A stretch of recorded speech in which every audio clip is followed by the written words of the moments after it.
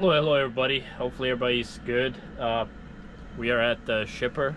Today is December 20th, so I figured I'd try to, I guess, dig in some of the delayed topics that I wanted to talk about with you guys, since we have time on our hands. Anyways, yeah, that looks like a good spot. So anyways, I figured I would do a video on all of the issues I've been having with my truck since I bought this thing. Not my truck, my new engine. So some of you know, if you've been watching the channel, you know that I did an in-frame last year and it wasn't done good. To be honest, I haven't even determined what was going on. It was either took it to a shop and they said, hey, we can't really know until we spend hours trying to dig in there, but then you got to pay for hours of determining. But we know it's something big.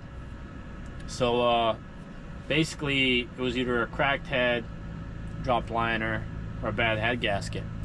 And I was like, you know what, screw it. I don't want to pay a couple $1,000s of labor just for them to tell me what the issue is. I know it's bad and it's going to be expensive to repair, and this engine has already had 3 freaking in-frames done to it. I don't want to go on the 4th one.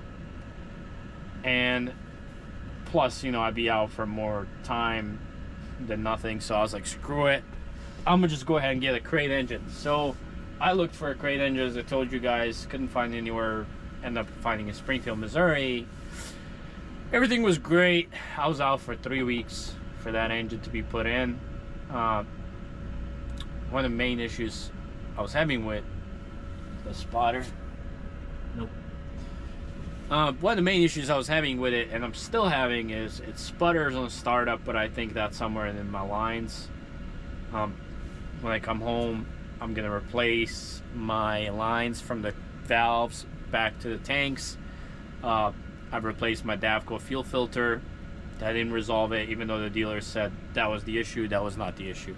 But anyways, I was having those sputtering issues, so I took it to the dealer for that. They misdiagnosed it, paid $400, replaced my own filter. It didn't resolve it. Then I was having a rear main seal leak, so the engine was leaking on the rear main seal. It wasn't installed properly, and I know some will say, well, it takes some time for those to get worked in place. They'll leak in the beginning, it takes time to get seated. I understand some components will take time to get seated. However, this was beyond seating itself. It was leaking. That was leaking. And then the second leak was what I thought was an oil pan gasket, turned out to be a gasket on the oil filter housing, which to my knowledge, what they told me, it was cracked or something along those lines.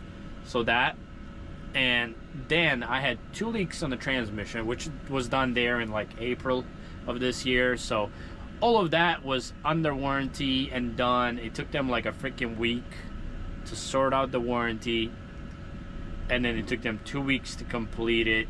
Had I not been persistent and annoying, it would have taken even longer. So not a fun time. Even when things are under warranty, it's time you're not working. You know, I just spent $40,000 on an engine. I was out for 3 weeks while it's getting put in. I run for 2-3 weeks, and then I'm out for another 3 weeks. It's crazy. And like all these idiots trying to slide their tandems with their trailer not straight with the truck. They just giving licenses to everybody nowadays. Well, maybe it's the flip-flops, or maybe I'm just being judgmental. It is what it is. Yeah, guys, so like and what pissed me off the most is, so they had my truck idling in place after they fixed the leaks, as I told you. And so I come and I'm like, what's going on? They're like, we're having the idle, we fixed the leaks, blah blah blah. I'm like, okay, great.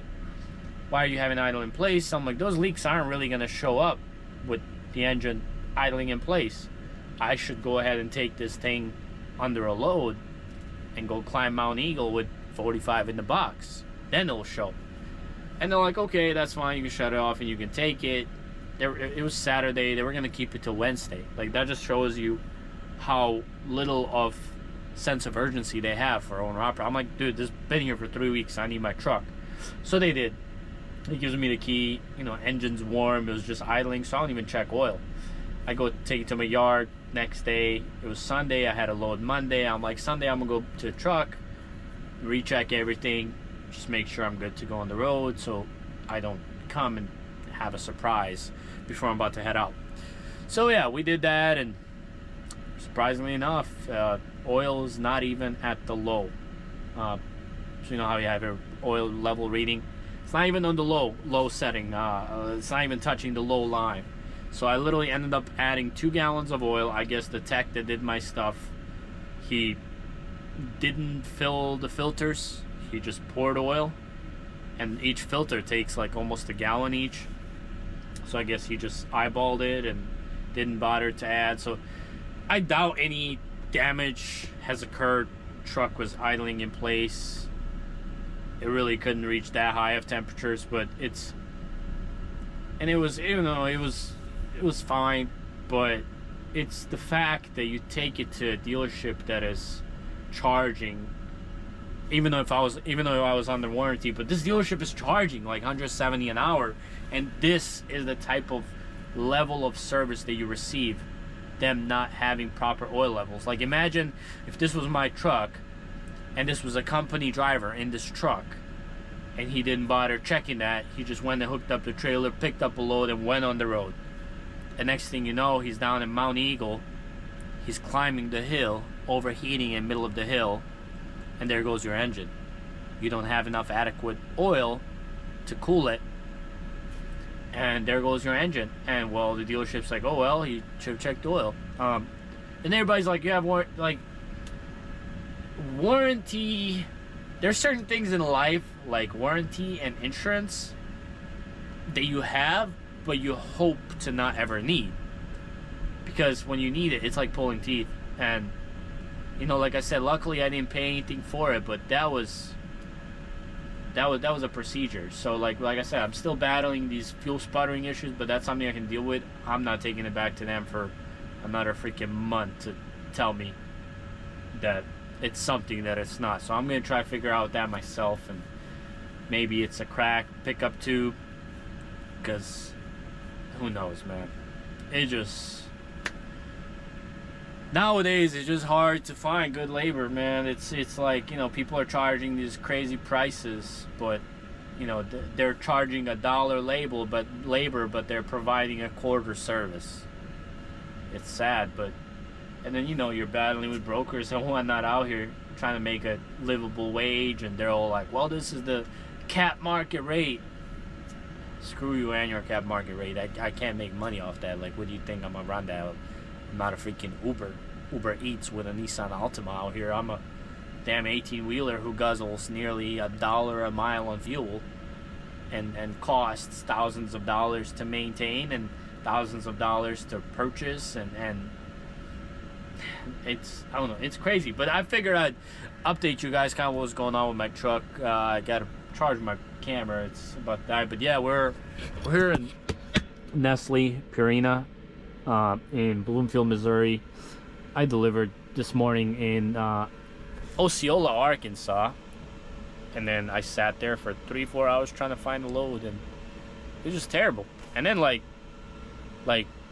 TQL and Landstar, some of the lowest lowballing brokers ever out there. And like, I don't know if Landstar lowballs their owner operators like this, but it's like, I swear, like, they have folks that work, clearly you can tell from accent, they're clearly Russian, somewhere overseas. They're not here in the States, even though they use names like John, and I'm like, dude, your name is not John. Just like you can tell, just like if I just came here and I had an accent, and I'm like, yeah, my name's Jonathan, and I clearly have an accent. Clearly not. That's besides the point. The point is, it's becoming easier and easier for these companies to recover loads, and it's worth them canceling on carriers over $50 profit. And I'm not saying they shouldn't outsource, and there's even Landstar brokerage in where I'm from, in Bosnia. There's even a Landstar brokerage there. So that just shows, like, they're outsourcing so much where the labor is so much cheaper. And the point I'm trying to make is, Like, it used to be so difficult to cover loads. Like, you had to fax everything, set up and everything. But like nowadays, you go on an app, you do click twice and you got a load. So it's becoming easier and easier for brokers to rebook these loads. That's why the run-through rate is so high. Like, there's no such thing as relationships anymore, unfortunately. Like, it's just who's gonna do it for cheapest and quickest, and that's it. That's all that matters. And I don't know, it definitely makes me wonder where this is going, but it's not going good because they're lowballing like crazy. Like, you know, they'll post one place and you'll call. You'll be like, oh, boom, boom, boom, this 600-mile run, let's say at $2,000, and you were about to ask $2,400, and then they're like, oh yeah, by the way, it's got 2 pickups, it's got 2 drops, you do the miles, it's actually 1,000 miles, and then they're like, yeah, can you still do that 2,000? And I'm like, dude, you just added 1 more drop and 1 more pickup and another 400 miles. Like, no, I wouldn't have called otherwise. So it's crazy, but I know I'm preaching to the choir for most of you guys, but I'm just saying what's on my mind. But I figured I'd update you kind of like what happened with this engine. Knock on wood right now, it's been good. It's been strong and solid, and trying to just run and make some money, but definitely some interesting times out here. But yeah, we're gonna put this camera in charge and hopefully we get decently loaded. We got around to Louisville today. It's not bad. It's a 5-hour drive, but yeah, catch up a little bit later, I suppose.